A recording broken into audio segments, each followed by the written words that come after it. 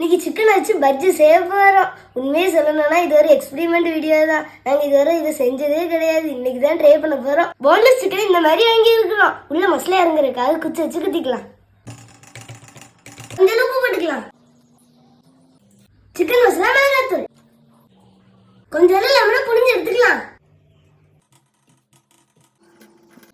பாருங்க, கொஞ்சம் இஞ்சி பூண்டு பேஸ்ட் சேர்த்துக்கலாம்.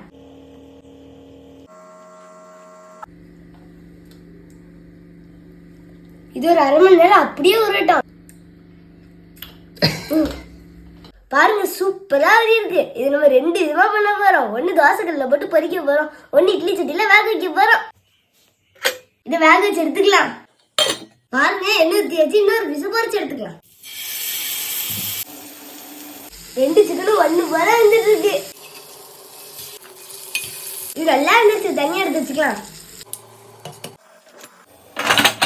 பாருங்க ரெடி, நம்ம வைக்கும் போது நைஸா இருந்துச்சு. பலூன் மாதிரி ஊத்திருச்சு. இதுவும் வந்துச்சு, எடுத்துடலாம். இது ரெண்டும் நல்லா ஆறட்டும். இது ஆறின பிறகு பஜ்ஜி மாதிரி நைஸா அட்டி எடுத்துக்கலாம். பஜ்ஜி மாவு கலக்கி வச்சுக்கலாம். சிக்கன் பஜ்ஜி செய்யறதுனால கொஞ்சம் கரம் மசாலா போட்டுக்கலாம். நல்லா மனமா இருக்கும்.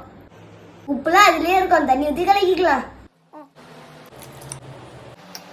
ஆறோட இந்த மாதிரி துண்டு துண்டா வெட்டி எடுத்துக்கணும். பாருங்க, மாவும் ரெடியா இருக்கு, எண்ணெயும் சூடாயிருச்சு. இனிமேல் என்ன பொரிச்சு எடுத்துட வேண்டியதான். முதல்ல ஆவில வச்சு சிக்கனை பொரிச்சு எடுத்துடலாம்.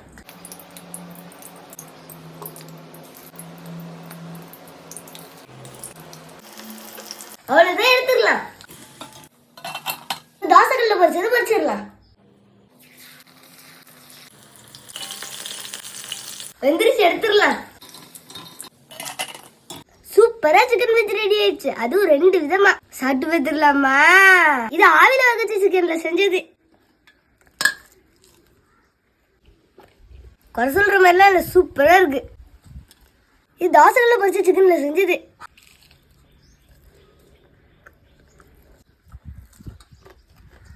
இதுவும் குறை சொல்ற மாதிரியே இல்ல, சூப்பரா இருக்கு.